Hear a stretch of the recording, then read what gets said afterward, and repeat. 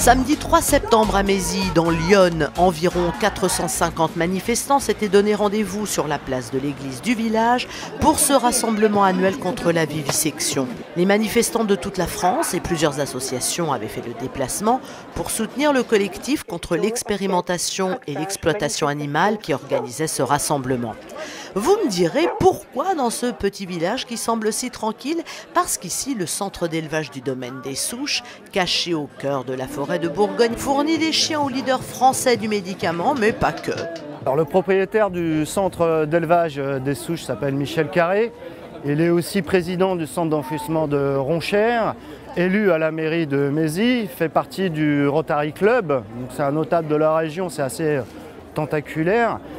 C'est plusieurs centaines de chiens sur site et plusieurs milliers de chiens produits à l'année à destination des laboratoires de vivisection, aussi bien d'écoles vétérinaires comme celle de Maison Alfort, où par exemple les beagles sont quand même une race qui est très utilisée sur tout ce qui est maladie liée à la myopathie, essentiellement, où là la dégénérescence effectivement de la santé des animaux, lorsque vous voyez sur place, c'est vraiment catastrophique, c'est une souffrance sans nom. Ah, joyeux Pepper Beagle qui aimerait sans doute jouer avec ceux malheureusement enfermés par centaines dans cet élevage de la honte.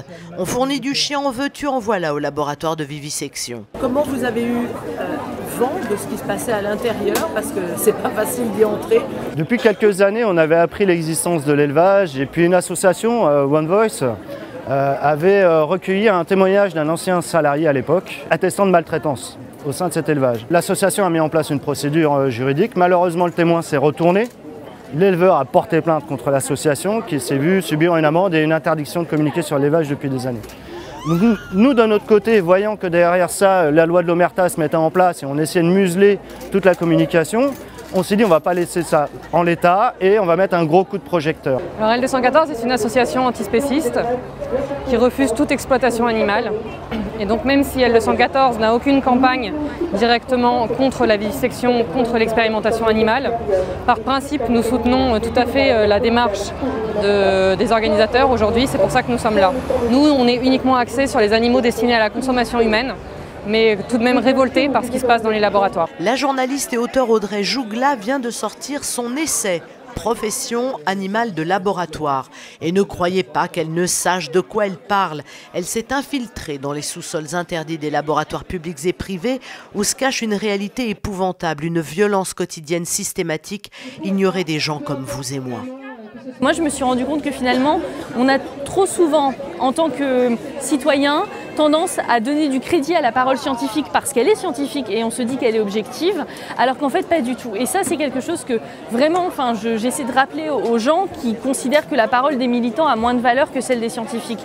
Alors qu'en fait, on se rend compte que les intérêts, qui a intérêt à pratiquer justement la vivisection? Si on parle d'intérêt et finalement si on pose la question à qui profite le crime quelque part, on se rend compte que les militants n'ont aucun intérêt à se battre contre ça, alors qu'en revanche je ne pense pas que les laboratoires pharmaceutiques puissent en dire autant. Et c'est là où le bas blesse et c'est ce que personne n'a envie d'entendre, c'est que finalement tous les laboratoires qui pratiquent ça ne le font pas pour le bien de l'humanité, c'est pas des philanthropes. Dire ça, ça permet au moins d'attirer l'attention du grand public et de justement se dire il n'y a pas la vérité scientifique d'un côté et l'émotion militante de l'autre. En 2010, en France, les tests pratiqués concernent 2,2 millions d'animaux, plus de 1,3 million de souris, 354 039 poissons, 252 589 rats, 125 913 lapins, 357 392 animaux à sang froid, 1810 primates et triste record européen, ce sont plus de 3000 chiens et 569 chats qui ont été sacrifiés par les chercheurs français. On veut mettre fin à toute forme d'expérimentation animale. Par contre, comment infléchir ces choses-là? C'est déjà en parlant des comités d'éthique qui soi-disant chapeautent tous les protocoles qui sont mis en place dans les labos.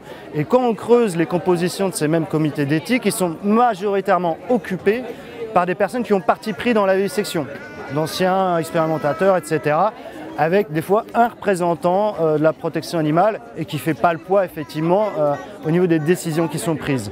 Donc c'est de dire on veut qu'il y ait davantage de représentants de la protection animale pour assurer une réelle indépendance de ces comités d'éthique et un réel engagement pour sortir plus vite et au maximum tous ces animaux-là de l'expérimentation.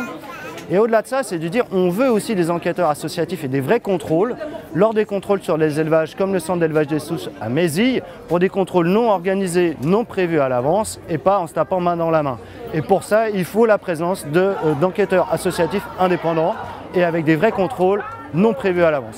Il existe des méthodes alternatives efficaces qui peuvent remplacer ces tests très discutables sur leur pertinence. Les élections approchent. Qui s'intéressera à ce génocide au nom de la toute-puissante science ?